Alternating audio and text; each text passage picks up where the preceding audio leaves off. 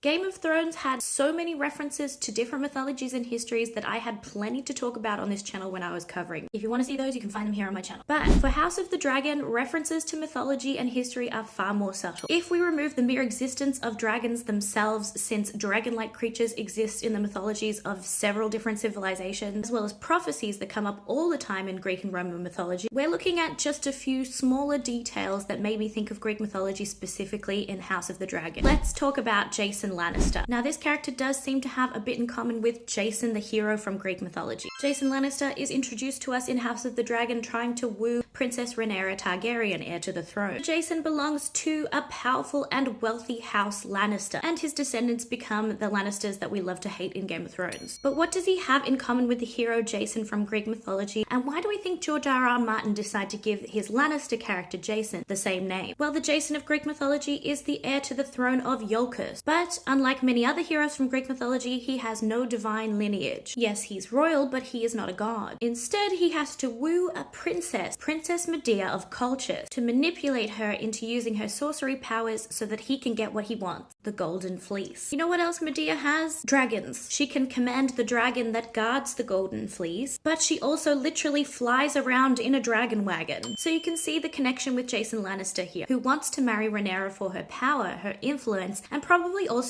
access to her dragons. As a little bonus, Jason in mythology, after he takes Medea away from her home, uses her up and spits her out, goes and takes another wife, this time the Princess of Corinth, seeking to further improve his position politically. So both Jasons, although having power and wealth as influential members of their own powerful families, seek out more power and influence via the women they try to get on side. There is a lot written about how in Game of Thrones, the story of Sansa Stark, her relationship with Littlefinger, and her arc in general harkens back to Greek myth of Persephone, her abduction and marriage to her uncle Hades, and being plunged into the underworld where she becomes a revered queen. But in House of the Dragon, I couldn't ignore Miss Princess Rhaenyra Targaryen and her eventual marriage to her own uncle Daemon Targaryen. In House of the Dragon, people keep on saying how Targaryens are closer to gods than humans. So let's talk about their similarities to the gods of the Greek pantheon. The brother-sister marriages happen a lot in the Targaryen family, as they do with the Greek gods. Zeus marrying his sister Hera, Kronos marrying his sister Rhea, Zeus having Persephone with his sister Demeter. I could go on and on. In House of the Dragon alone, we've got the brother-sister marriage of Aegon and Helena, and of course the uncle-niece marriage between Daemon and Rhaenyra, just like Hades and Persephone. Both of these uncle-niece relationships start off as a bit of a love-hate relationship where the Hades-Daemon character abuses their power over their niece Persephone/Rhaenyra, until they realize that as a united couple, they are far more powerful together and end up ruling their own realm. Let's talk about Daemon Targaryen's first wife, Rhea. Now, these two characters in House of the Dragon are married but are far from in love. I immediately thought of the Titan goddess Rhea, mother of the Olympian god, who was treated with cruelty by her husband Kronos, father of the Olympian gods, who, because of a prophecy, swallowed each of his children at birth. We're talking Hera, Demeter, Poseidon, Hades, and Hestia. Until Zeus was born and Rhea outsmarted Kronos by giving him a rock to swallow instead of the baby. So why is this character in House of the Dragon given exactly the same name with exactly the same spelling? I couldn't find much about Rhea Royce, and she appears in just one episode. She also has no children, further separating her from the mythological goddess Rhea, whose actions center entirely around her children even after Kronos is overthrown by Zeus. Rhea Royce from House of the Dragon does not outsmart her husband or have powerful children. The only thing she seems to have in common with Rhea the goddess is that she is from a powerful family and marries someone equally, if not more powerful,